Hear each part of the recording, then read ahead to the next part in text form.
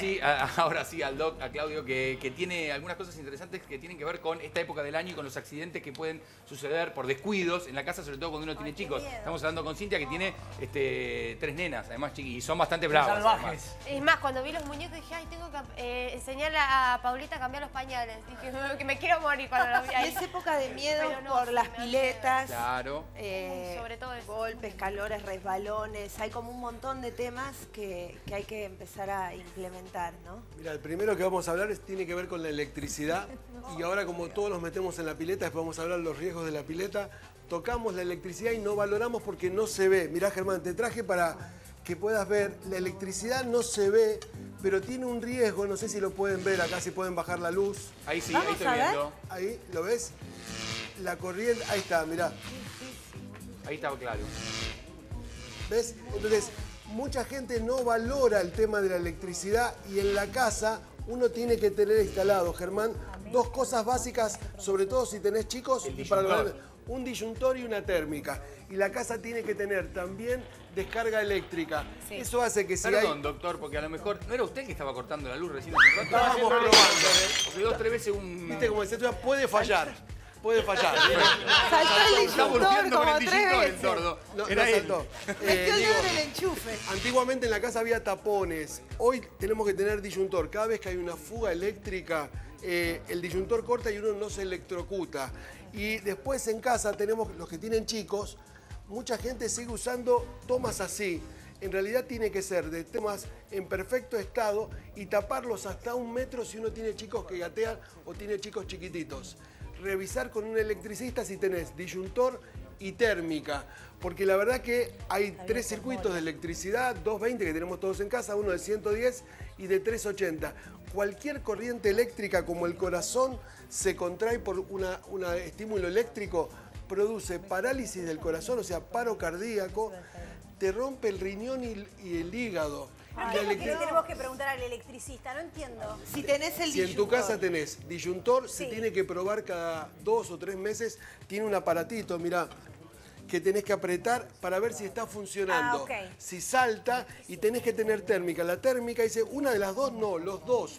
¿Por qué? La térmica es, si vos conectás, que muchos en casa hacemos esto, ponemos muchos temas, se sobrecalienta y se prende fuego, ¿sí? De hecho, hace unos días se murió un chiquito con un arbolito de Navidad porque tenía 220, el cable estaba pelado y se murió en Salta. ¿Sí? Porque no tenía, si uno tiene disyuntor, ante la fuga eléctrica corta el disyuntor. Claro. Y la otra cosa es, muchas mujeres van al lavarropa, a la heladera, descalzos, o los chicos salen de la pileta y van, y se transmite la corriente y uno puede morir. De hecho, cuando hay corriente eléctrica, produce contracción de los músculos. Nunca, en realidad uno debería tocar un aparato, si tiene dudas, con una cosa que se llama buscapolo, que prende una luz si tiene electricidad. ¿Sí? Esto lo podríamos hacer. Ahora, si vos no tenés nada, si tocas algo que tiene eléctrico, voy a agarrar un cable, Germán, mirá, por ejemplo. tostadora suele pasar cuando Digo, toca un cuchillo. la contracción hace que te quedes pegado. Si uno toca una heladera o algo, siempre tiene que hacerlo con la palma de la mano, de tal manera que si te contraes, no te quedes pegado vos. Y Con la parte externa de la mano, digamos, con la los parte nudillos. externa. Porque la contracción hace que te alejes y no que quedes pegado al ventilador, por ejemplo. Claro. ¿Sí? Y la otra cosa, si alguien se electrocuta, uno debe tener dónde está la llave térmica para cortar la electricidad o no tocarlo, porque si no se electrocuta el que lo va Ahora, a rescatar. ¿decían con un palo esto es cualquier cosa o no? Con un palo es cierto, porque el palo no ¿Pero transmite... qué haces? ¿Le pegás con un con palo? Con un palo, por ejemplo, de escoba, en tu caso, un escobillón, alejás el aparato eléctrico si no lo podés desenchufar. O desconectás la electricidad o cortás la térmica o el disyuntor, pero si vos lo tocas, te electrocutás vos también. Por eso es importante, hay veces que la gente con un lavarropa, con un ventilador o con la tostadora, como decía él, o algunos de los artefactos eléctricos que tenemos, hay que tener mucho cuidado porque esto produce descarga eléctrica. Por eso te traje para mostrar también cuáles son las situaciones y saber esto de hacer resucitación cardiopulmonar. Pero me parece que todos revisemos en casa si tenemos disyuntor, térmica y si tenemos las 3 patas para tener la descarga a tierra. De esa manera protegemos a nuestra familia y a nosotros mismos. Me parece un tema muy importante en estos Y sobre días. todo, por ejemplo, cuando tenés pileta, no decirle al chico anda a buscar agua o lo que sea que pueda hacer que abra esté la heladera, mojado. ¿no? Claro, O sea, sí, muy Silvia fundamental. quería decir algo. Sí, a veces hay un aparato que está en corte, si tenés una casa grande o de 2 plantas y no sabes cuál es. Así que lo ideal, si van a instalar, es que sea zonal. Entonces vos tenés una caja donde te dice planta alta, planta baja, patio, quincho. ¿Sabés dónde está el problema? Claro, y Porque entonces saltó falta esa. una sola parte, los demás artefactos no se ven afectados, heladera o computadora o qué sé yo, y es mucho mejor. Así que si están por instalar, elijan eso. Lo que ella cuenta es una nueva norma que hay de electricidad y uno tiene que tener los sectores sectorizados y tener los tomas por un lado, la iluminación por el otro y los dormitorios o la cocina separados para que haya diferentes térmicas, cosa que salte una y no salte la Claro. otra. Es muy importante lo que ha contado. ¿Te cuento lo de las piletas? Dale. Germán? Sí. Mirá, Vamos a hacerlo, yo quiero aprender. yo quiero contar dos cosas. La primera reanimación que yo hice como enfermero, no era médico, era una abuela que estaba bañando al bebé y sin querer, echando la agüita, lo sofocó. ¿Qué quiero decir esto? Que un bebé en una piletita tan chiquita como esta, en un fuentón, una pileta de lona, se puede ahogar. De hecho, se murieron 2 hermanitos de 1 y 2 años en Salta en una pileta de lona porque los bebés... Pongo una imagen quedaron que es boca fuerte. abajo. Claro, y no- La cabeza del chico es más pesada que los miembros inferiores. Entonces uno dice, nadie se puede ahogar en 6 centímetros de agua. Un bebé, un chico se puede ahogar. Entonces, nunca dejar a los chicos menores de 5 años solos y no, por más que uno dice, esta piletita es inofensiva, por eso la traje. Porque con esto es suficiente para ahogarse, morirse o en las Ni siquiera piletitas. los 3 ya pueden levantarse, que se sientan, caminan tampoco. Mira, ahí a veces le ponen flotadores de brazo Sí. o uno. El único chaleco salvavidas es uno que sostiene la cabeza, que suelen ser más caros, tienen tabletitas de madera o de corcho. Los de inflables, los chicos se ahogan igual. Se dan porque, vuelta. Porque se dan vuelta y quedan por el peso corporal que tiene un chico, la cabeza le queda abajo. miedo la Po- pileta.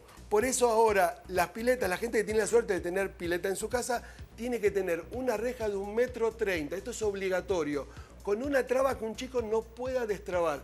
Lamentablemente en estas épocas siempre tenemos accidentes. Por eso traje 2 cosas para todos los papás, todos los adultos. Debemos saber hacer reanimación cardiopulmonar y saber desobstruir a un chico. Digo, está comiendo ahora, comió, no sé, un granito de maní con chocolate, un turrón. Se atoró. Se atoró. Un señor que se murió hace poquito comiendo un asado. Si fuera un adulto, mira, lo pongo acá, te pones arriba, ¿sí? Y lo que haces, este es un chico, sobre el esternón le comprimís la mano y le apretás así el cuello. Vení, Germán, que hago otra maniobra para que se vea. Si uno se ahoga, Germán, se atraganta, me pongo atrás, doblo la mano en el puño, toco el esternón y en la panza te voy a levantar, ¿eh? Hago así, de esa manera lo aprieto. En el ombligo, a la altura del ombligo. A la altura del ombligo. Sí. Le hago fuerte, ¿para qué? Para que lo que quedó obstruido le esfuerzo el diafragma. Lo expulses. Y de esa manera lo Ahora, expulso. doctor, por eso hay gente que dice, lo que intenta es abrirle la boca y tratar de sacarle lo que sea que tenga atragantado, pero con la mano en la boca. Eso es más nocivo entonces que Cuando agarrarlo. uno mete el dedo en la boca, lo mete más adentro y lo Claro. atasca más. Siempre hay que hacer una maniobra para que el aire lo desaloje.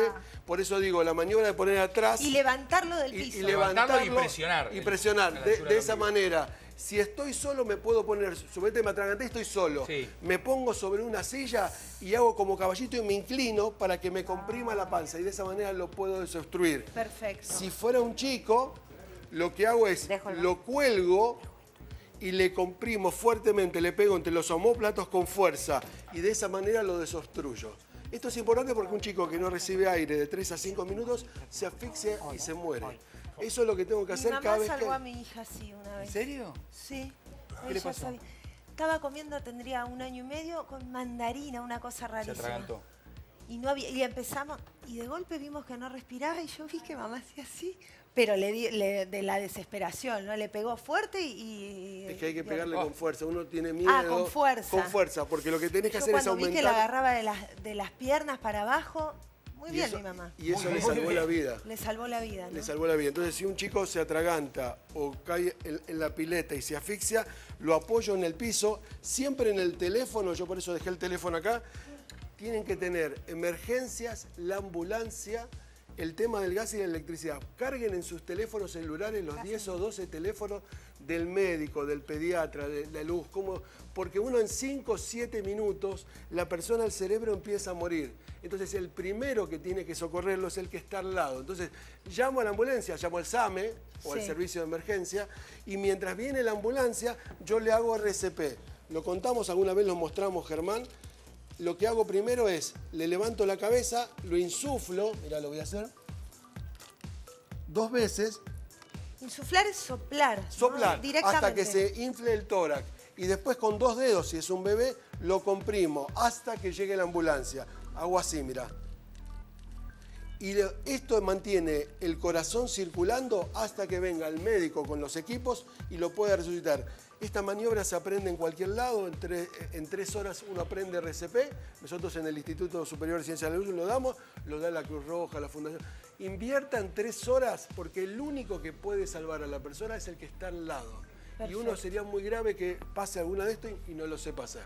Y las posibilidades de que viva son enormes. Entre el 60 al 70% de las personas que hacen RCP lo rescatan y puede darle, cuando llega la ambulancia, la oportunidad. De hecho, ¿te acordás que hablamos con el que estaba jugando al padre, el amigo de Macri? Sí. Bueno, el cuerpo médico presidencial lo resucitó y después lo llevaron al hospital, finalmente hizo otro paro cardíaco y falleció. Pero digamos, la fuerza que le da y la posibilidad, si no queda descerebrado.